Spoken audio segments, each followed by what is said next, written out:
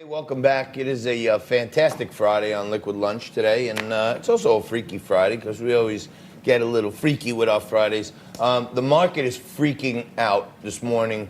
Many of the airline carriers have said they're going to be canceling flights to and from China. That sent some shockwaves through the markets. The Dow was down as low as 450 this morning. Just as we speak, down 430. It was recovering, but now back. We've been in a little bit of an overheated market here. I was looking for 30,000, absent any geopolitical events. The fear, fright, and hysteria from this supposed virus is obviously bothering the markets here. I'd stay calm, relax, have a good weekend. Tune in tomorrow at 5 for the best shots of Liquid Lunch, and you should be fine. We'll check back in throughout the next 2 hours, as well as give you all the insights you need to know on Monday morning. And now, right here in New York, we have a lot of things going on. The Weinstein trial is underway. Michael Avenatti is currently incarcerated here.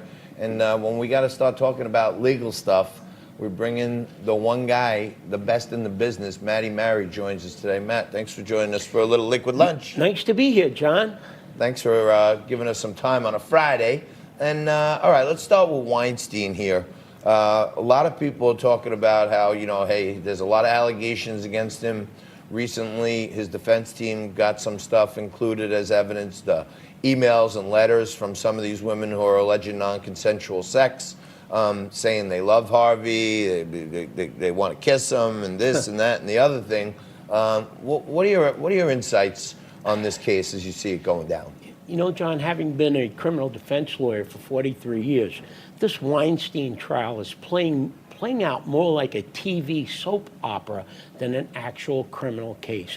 And there's nothing lighthearted about it. I mean, exposing the Hollywood casting couch system certainly is something that's important, but it seems to me that Harvey Weinstein is going to beat this case hands down. He's got a great team of lawyers, and they've got the facts on their side. It's not just the fact that years and years and years have passed. It's not just the fact that some of the people who are accusing Harvey Weinstein are out there to make money, but it's all about, how do you propose to a jury that someone raped you, and then 2 weeks later you're sending them a love letter and in their company again and in their hotel room again.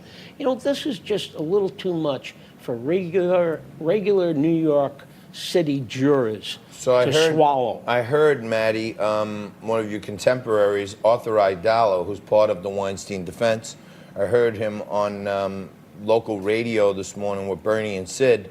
And to be honest with you, he sounded quite confident. He was like cackling and laughing, and he was kind of saying that really what this case comes down to is a referendum on the whole Me Too movement. Like if if Weinstein wins, then the Me Too movement is gone, and if Weinstein loses and is convicted, then it validates the whole Me Too movement. I thought that was generalizing a little bit too much. What are your thoughts? I don't think this case is a laughing matter. They're very serious charges. Harvey Weinstein is not a nice guy. Seems like a pretty clear understanding that he's a pig, but he's not guilty of any crime. So Arthur can be quite confident that the final verdict is going to be in his favor.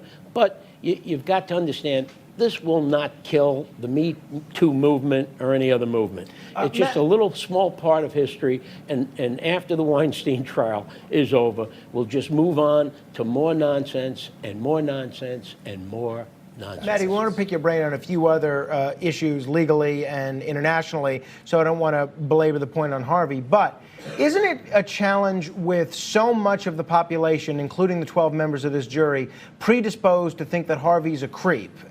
And isn't it further made more challenging with all these other women testifying in this trial about other nefarious things that he's done to them or with them, even though those are uncharged acts?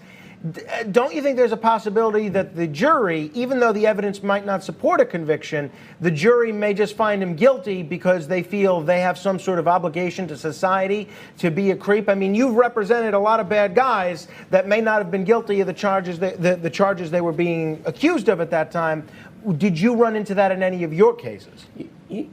Frank, with regard to Weinstein's case, I think that the way the judge instructs the jury on the law is going to determine how seriously they consider this case. I don't think that the judge is going to give the jurors the option to be, to deliver a popular vote on this. They've got to go along with what the law is. And quite frankly, very simply, the case of rape has not been proven beyond a reasonable doubt, and that's the standard. So it's all about how the judge charges the jury and how the jurors accept their responsibility not to be, this isn't a poll from a TV station. This is something that will result in someone going to prison for a very, very long time. Matty, let me get your opinion on the one trial that's probably even more closely watched than the Weinstein trial. That's the impeachment trial. This was Chuck Schumer just moments before we went on air saying that if they don't call for witnesses and if they don't vote to get more documents, that it'll be a disservice to all of us. Here's Senator Schumer. Republican colleagues refuse to even consider witnesses and documents in this trial. This country is headed towards the greatest cover-up since Watergate. If my Republican colleagues refuse to even consider witnesses and documents in the trial, what will the president conclude? We all know he'll conclude he can do it again, and Congress can do nothing about it. He can try to cheat in his election again, something that eats at the roots of our democracy. So that's one of the leading Democrats in the Senate, Chuck Schumer, a New York senior senator, of course. They're expected to wrap this up possibly as early as this evening on a legal basis, putting aside the politics of it, Matt. What kind of job have the Democrats done here prosecuting this case? I think that they've embarrassed themselves from the very beginning. They want to cry out now that this Senate trial is unfair. Oh, we need witnesses. But the impeachment proceeding was a mockery of justice in every sense, a mockery of the Constitution. Once upon a time, I used to respect Charles Schumer. I met him when I was a very young man. Up until about 3 years ago, I said, hey, Chuck Schumer's one of the best guys from New York. He knows what he's doing. I don't know what happened to this man. Every time he opens his mouth, it's just a lot of BS. He makes me want to vomit just to look at him. It's very upsetting as a citizen. As a lawyer, this is degrading. Speaking of wanting to vomit, every morning when I get up, I put on Morning Joe. And that's how I get my juices flowing in the morning to see what kind of crap they're spewing out. And the way they manipulated this Lamar Alexander, right? He came out with a statement saying that the supposed, he put it in quotes, the supposed mountain of evidence that they brought made the case. The president did ask his opponent in Zelensky to look into the Bidens. He did do that. And in furtherance of that, he may have held up aid, and it was inappropriate, right? What Morning Joe does is takes that and says, Lamar Alexander said there was a quid pro quo, and he admitted it, and now he's going to vote against it. Well, how do they manipulate these things? The most amazing thing, John, is that we're arguing about the quid pro quo and discussing it because all of this is really nonsense. What you had here, if you look at the Joe Biden video, he clearly, in his own words, on the video, threatens the Ukraine, tells them, if you don't fire the prosecutor who's investigating my son, we're going to withhold billions of dollars. If you don't think so, call President Obama, picks up his phone, looks at his watch, and all President Trump does, Trump should have done much more, is tell the new president of the Ukraine, hey, did you see the Biden video? We'd like to know more about this. Now, the fact that you can't change is that the Ukraine did get the aid. If President Trump told John Bolton, I think I like to withhold aid until they investigate this.